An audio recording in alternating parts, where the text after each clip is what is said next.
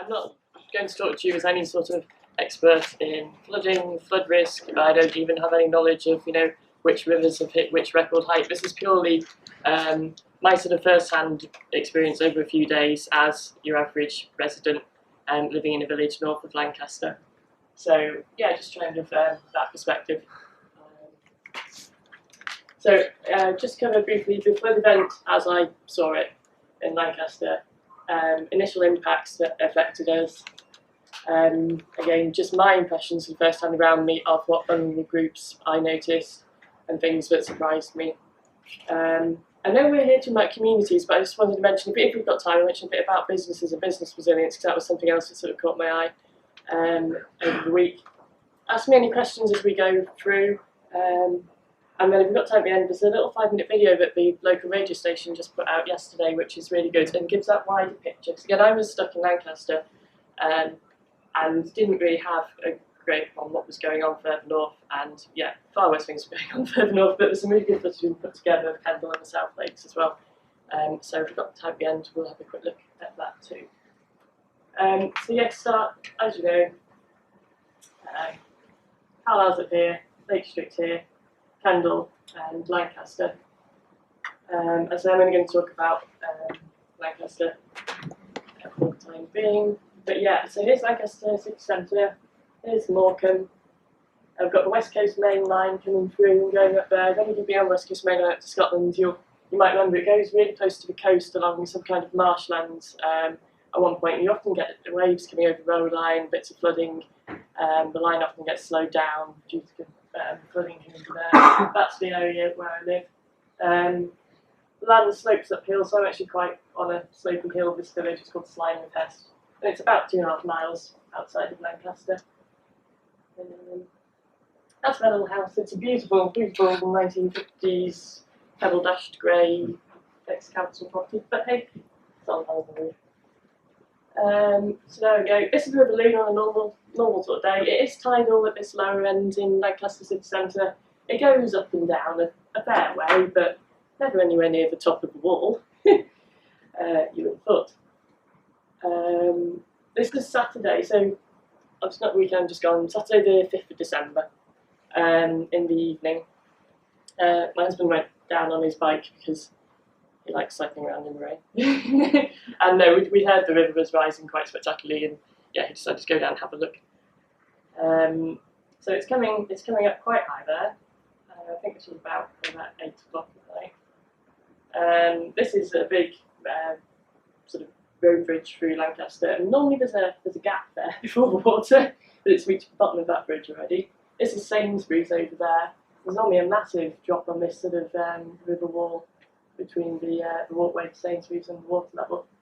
So yeah, I've never seen it that high before. This is the Millennium Bridge, which is a footbridge over the Lune.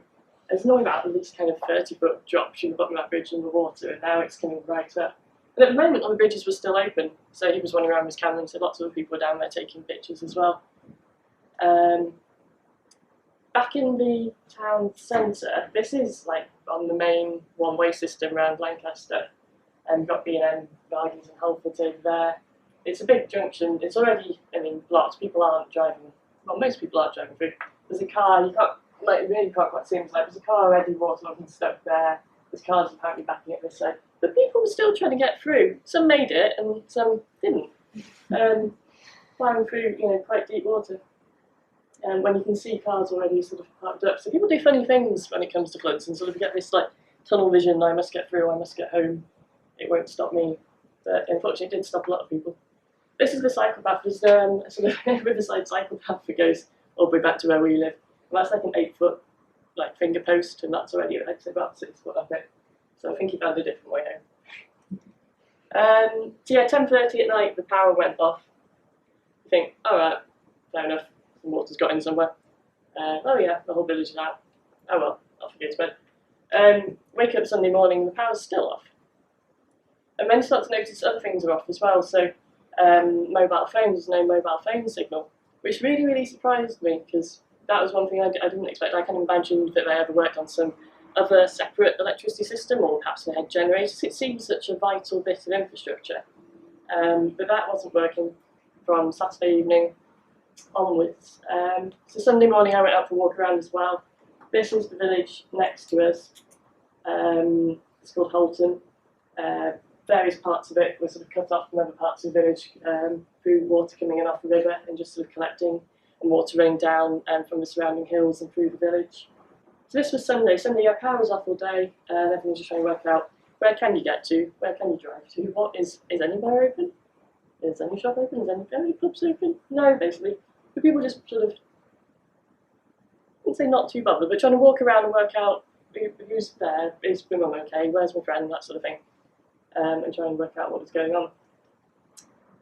So yeah, we were sitting there thinking, why is this happening? Well, I didn't even know where Lancaster's power was. I initially thought just our village was off, but actually when you begin to hear that it's the whole wide area, it turned out 55,000 homes were off from the electricity, which is over 100,000 people.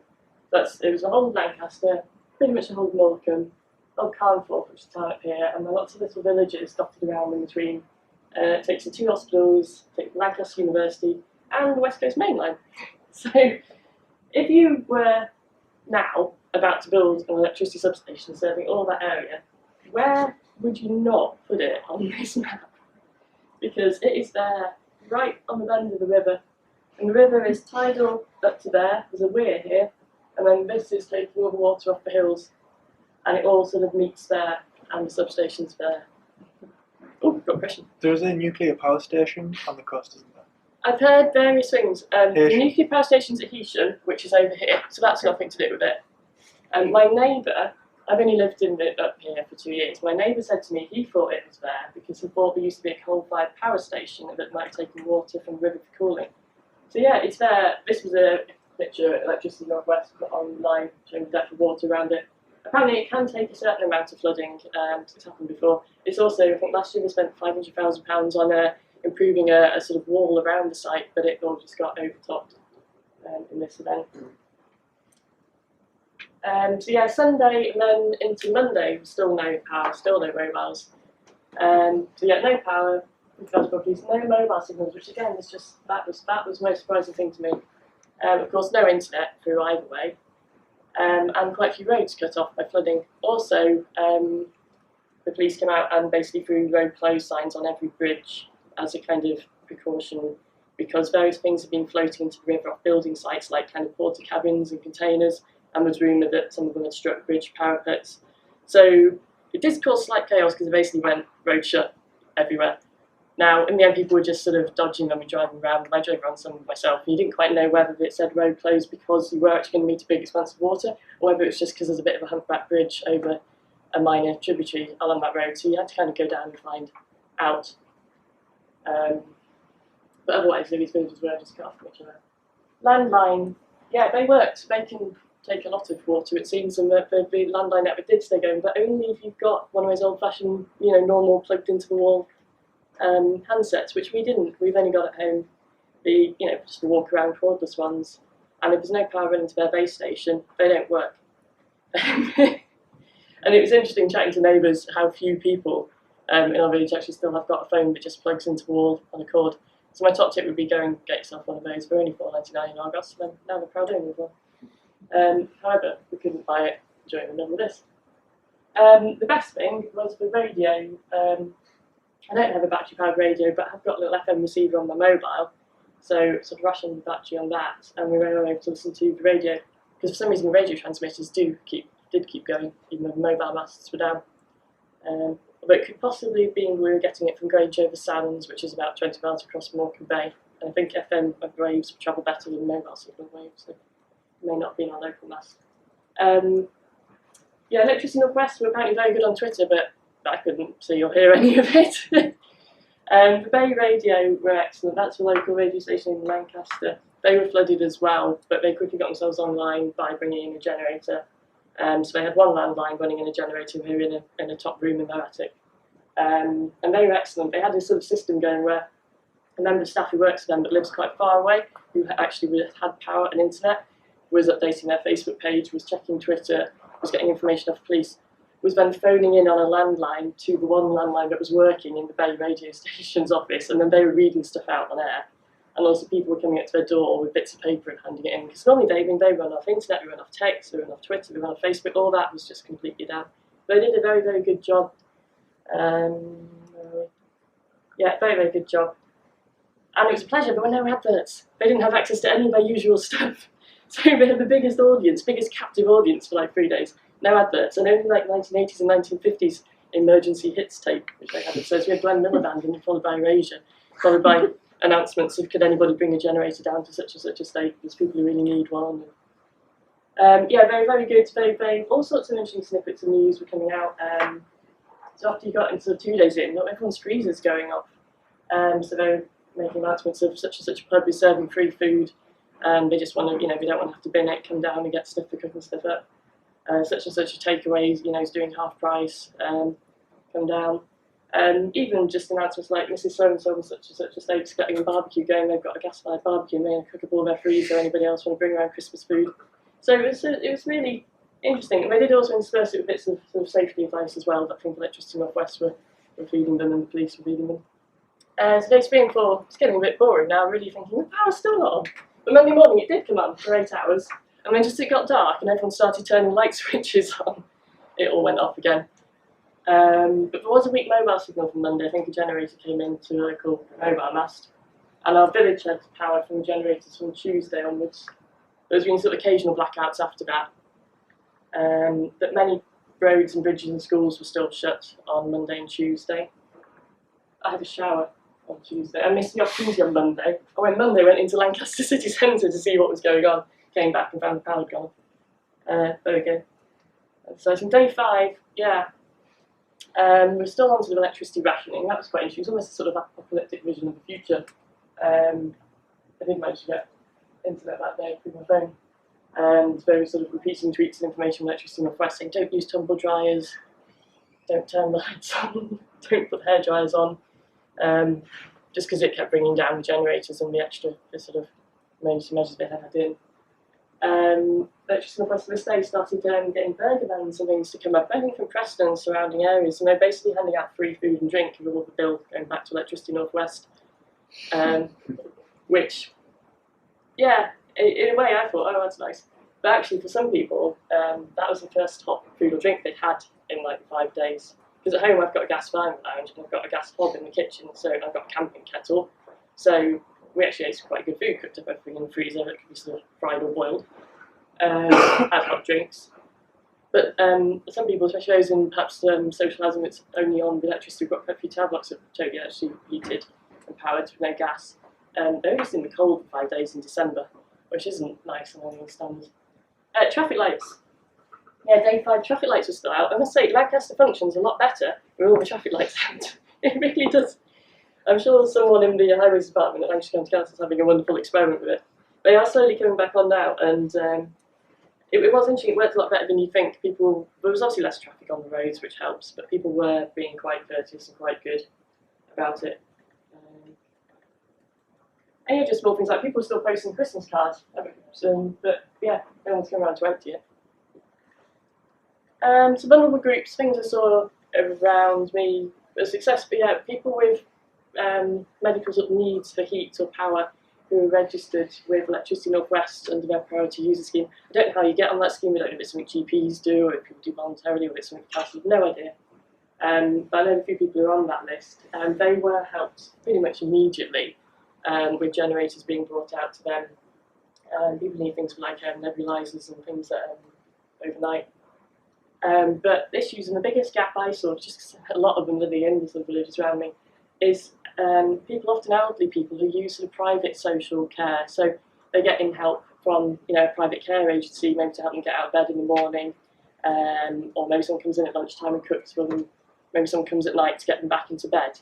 That whole sort of system fell apart, and nobody in sort of officialdom obviously knows about it, because it is just done through private care agencies.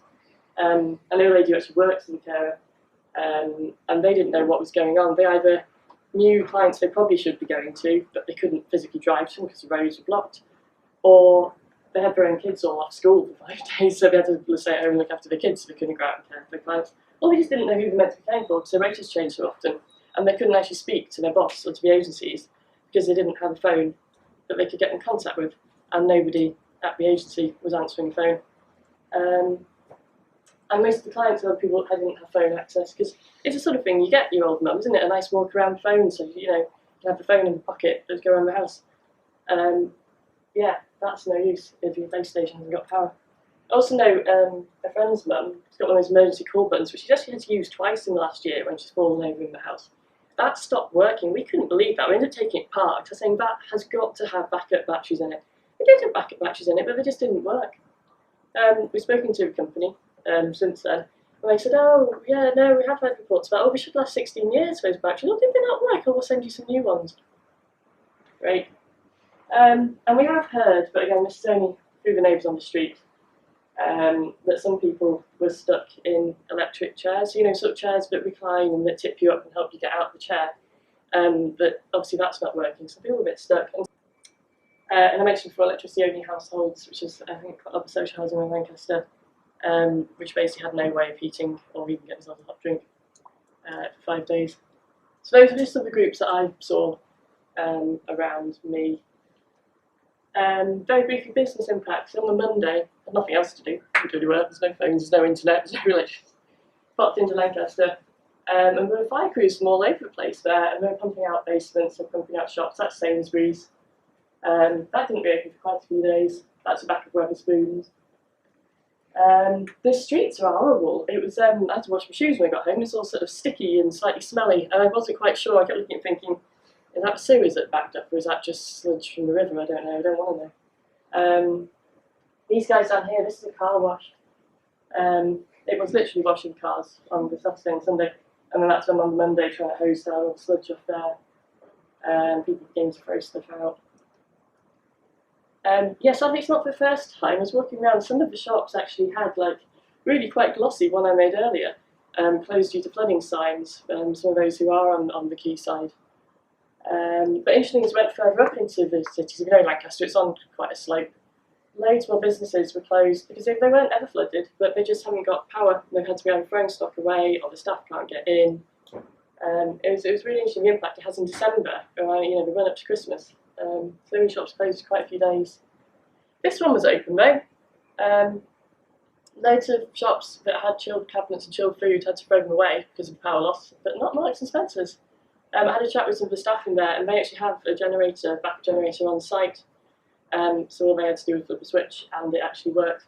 So yeah, Marks and Spencer's was the only place you find your chilled goods from for a day or two. Supply chain, yeah, Booths in Carnforth, they're on some kind of signed up contract with a generator company, so as soon as they knew the power was going, that new generator was put on the back of a lorry and came out from Preston and drove in to them. So they actually were able to keep their fridges and freezers going, didn't have to throw anything out. But they couldn't restock, so they ended up with empty shelves, which is interesting to see. I think people just go and panic buy milk and bread, that seems to be the first thing to go.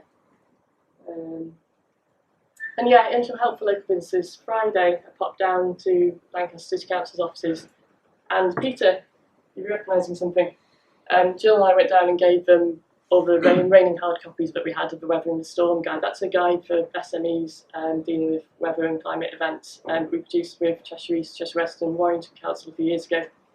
So we popped down because Lancaster Council said it was Business Recovery Centre, which is the bid, Chamber of Commerce, and staff from Regeneration and Planning, Lancaster City Council. And they were going sort of door to door in the city, but they're also sitting in a room on Dalton Square in the centre of Lancaster, giving advice to any businesses affected. And it was really interesting to go in there and actually have some real sort of decent discussions around climate resilience and weather impacts. And that's something we'll probably try and follow up and do a bit more work in Lancaster on. So yeah, my top tips would be get yourself a phone that plugs in, because that was really surprising when mobile networks went down. I kind of thought they'd be somehow magically protected, but not. And get to know your neighbours and have a think who falls between the net, who's a bit invisible. And yeah. And that's all for me really from Lancaster.